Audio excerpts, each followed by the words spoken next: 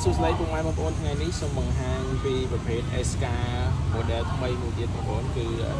1592ប្រភេទហុយណាដូចគ្នាបងប្អូនប៉ុន្តែនេះគឺវារាងតូចជាង model ហុយណា1593ហើយកម្លាំងវាក៏រាងសោជាងដែរបងប្អូនសូមជម្រាបឲ្យអញ្ចឹងណាសម្រាប់ការលេងគឺវាអត់ខ្លាំងដូចហុយណា1593ទេ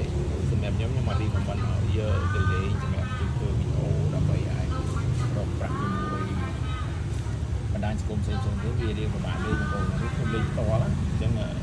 សម្រាប់ខ្ញុំរៀងពិបាកលេងដោយសារវាខ្សោយអញ្ចឹងបងប្អូនពេលដែលកាយទៅវាលើសកម្លាំងវាទៅវាលន់ត្រែតអញ្ចឹងណាបងប្អូន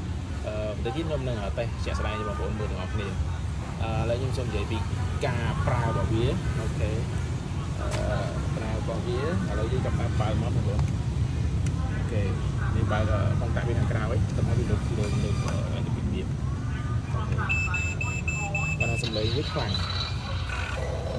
ហើយការ control របស់វាគឺឆ្វេងស្ដាំគឺដូច1593ដែរបងប្អូនតែគាត់នៅវាដូចសោជាងហើយ option មួយចំនួនយើងអាចចុចបានទេអញ្ចឹងយើងអាចប្រើបានទេហើយការរបស់វានេះគឺវានេះឆ្វេងយើងលាយើងចុចទៅមុខទៅវាលាដៃពេលដែលយើងបងប្អូនចុចលើទៅវាលាន់អញ្ចឹងណាបងសម្រាប់ខ្ញុំទៅពេញចិត្តវាខ្លាំងហើយវាដូចសោយនេះយើងទីមកយើងតម្លាក់ដៃចឹងណាបង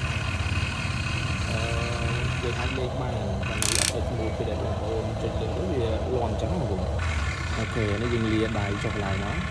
អូខេលាដៃចុះការបវល់ខ្លួនគឺបវល់បានដូចគ្នាបងគឺបវល់បានដូចគ្នាអូខេយើងបវល់បាន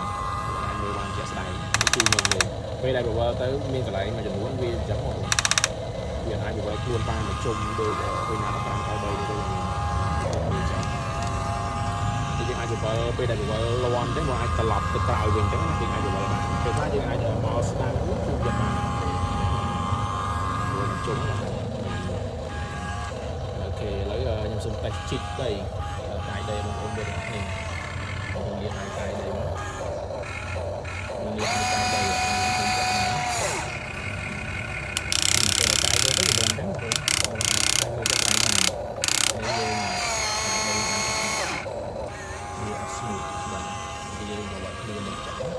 នេះគឺយើងអាចពេលដែលយើងចាក់យើងលាក្នុងហ្នឹងស្ដាំយើងចុចស្ដាំមកយើងក្តោបដៃយើងចូលក្នុងយើងមកមានប៉ុណ្ណឹងហ្នឹងគឺស្ដាំទៅពេលដែលកាយអត់ទៅជួយទេការឲ្យយើងระวังទៅយើងក្តោបដៃ